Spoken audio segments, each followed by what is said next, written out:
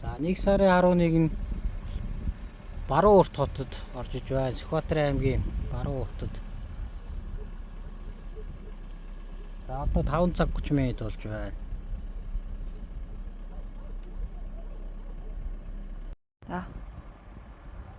За Баруун Урт хотод яг Чойсонгоос чанга баруун зүүн хойдлоос ороод ирд юм байна. За тэгээ яг зүүн хойдлоос ороод ирэнгүүт яг уусаа хотод хойсон зам байна. Тэг яг дөрвөн замынхаа уулзуур дээр яг зүүн хотын яг зүүн хойд хэсэгт ирсэн үг. За энд бол агаарын чанар бол бүх үзүүлэлтүүд нь ногоон байна. За CO2 бас үзүүлэлт нь ногоон байна. За яг энийгээр ингээд энэ хэмжчээрээ хотын төв рүү 1 км 2 км ч юм уу ингээд зогсоод яана. Хэмжлээ хийгээд явчихна.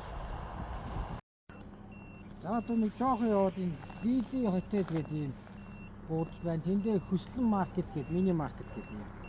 Хоёр газар. За энэ дээр агаарын чанар бол шууд муудж шүү. За PM2.5.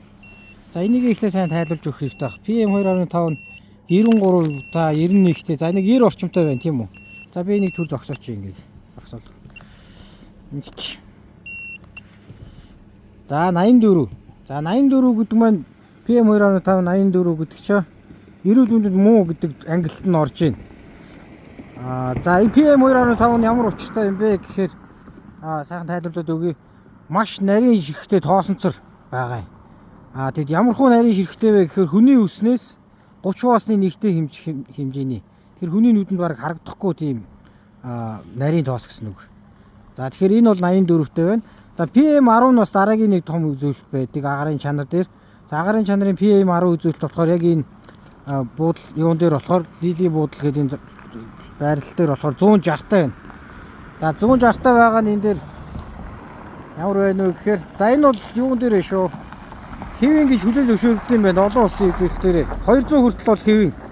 За яг тэгээ ийм байдлаар явчихна. За CO2 хэр байна хараадах. CO2 за 402 гэдэг бол нормал. Гэхдээ энийгээ тайлбарлаад өгчээ. 450 хүртэл бол эрүүл мэндэд асуудалгүй. Эрүүл газар байна. Цэвэр агаар байна гэсэн утгатай. 9 цаг 16 минутанд. За 3 дахь байрал дээр ирсэн. Баруун Урт хот дээр. За ардаа дэлгүүр гэдэг юм байна. За нутгийнхан бол мэдээж сайн мэдж байгаа байлгүй дээ. За энийг ингээд ячээ. За PM2.5 108-тай байна. За 108-тай байна. Дахиад хэдүүлээ энийг харъя. За 108-тай 50-таас 150 дээр бол эрүүл мэндэд муу гэж үздэг юм байна. За PM10 буюу дараагийн үзүүлэлт нь 192 194 дээр байна. За 194 дээр болохоор за энэ цэвэр гэж байна. За тэгэхээр PM10 дээр бол санаа зовлтгүй юм байна. За бусад үзүүлэлтүүд маань бол доотлын 2 үзүүлэлт нь бол ногоон байна. За CO2 бол бас ногоон байна. За дараагийн зогсоод руу явчих. Дараагийн зогсоод нь Мандала худалдааны төв гэдэг байна.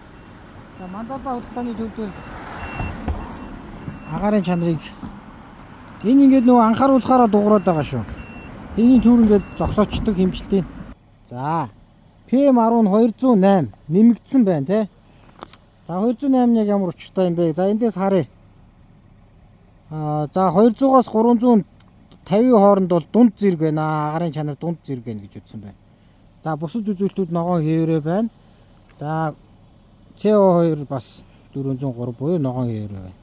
За дараагийн зогсоол нь онцгой байдлын газар нэнд байд юм байна. 4 замын уулзуур гэж хэлэх ах. За тэн дээр бас бурхан Будда багшийн бас хөшөө харагдаж байна. За энэ агаарын чанар юм байна шүү. За энэ юуг нь харч 404. За 1 сарын 11 за орой 11 цаг болж байна.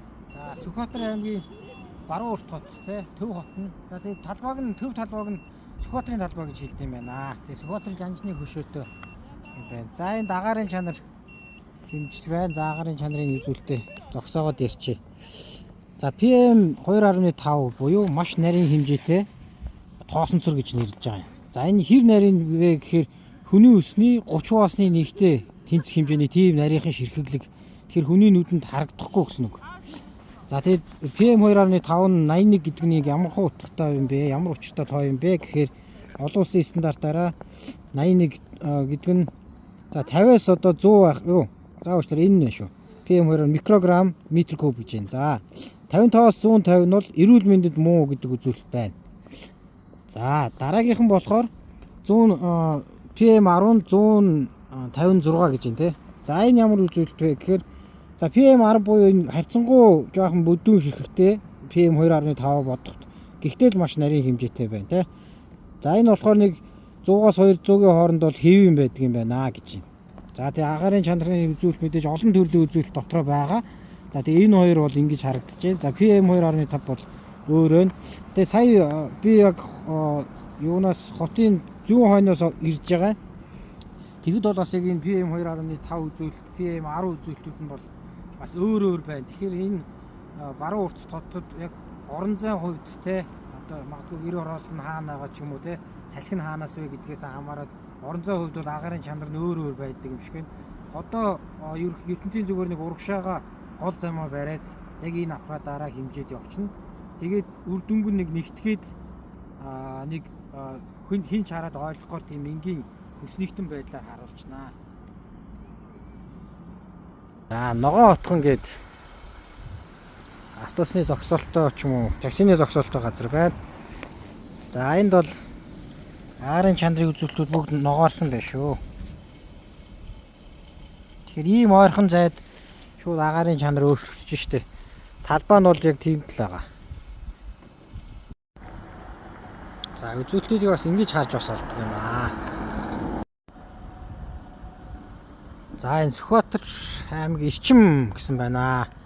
За дорны бүсийн эрчим хүчийг яа тийм байна. За энэ багж ингэж бас харуулж болно. За энд үзүүлэлт нь ийм байна агаарын чанар. За 10 супермаркет, мини маркет гэж байна. За 10 мини маркет дээр агаарын чанарыг ийм байна. За баруун урт хотын яг ертөнцийн зүгээр урд хэсэгт нь хүрээд ирчлээ. Хар зам дуусаад Сод Монголын станцид шатны төвөг станц гэдэг юм байна. За энд бол агаарын чанарын бүх үзүүлэлтүүд нь ногоон байна. За тийм ерөнхий ажиглагдсан зүйл мэдээж энд нөгөө нэг газрын зурган дээр нь энэ баруун урт хотын газрын зураг. За энэ дээр би ингээд цэгүүдээ хатгацсан байгаа зогсоолуудаа. Тэгээ нийт бол 10 зогсоол дээр 10 цэг дээр хатгасан. Хатгаж агаарын чанар хэмжсэн. Тэгээ яг ерөнхий ажилтнаар бол энэ Лили хотел, Аралтай, Мандала гэдэг энэ хавь дээр бол ерөнхийдөө PM2.5 хамгийн өндөр байсан. Гэхдээ хотын төвөөр яг Сүхбаатарын талбайгаар бас баг зэрэг агаарын чанар бас PM2.5 бас байсан. За мөн урагшийн иргэд ерөнхийдөө агаарын чанар нь гайгүй учраас энийг яг би ингээд юуны өнгөний кодоор нь тодорхой харуулад яачаа пост оруулчих.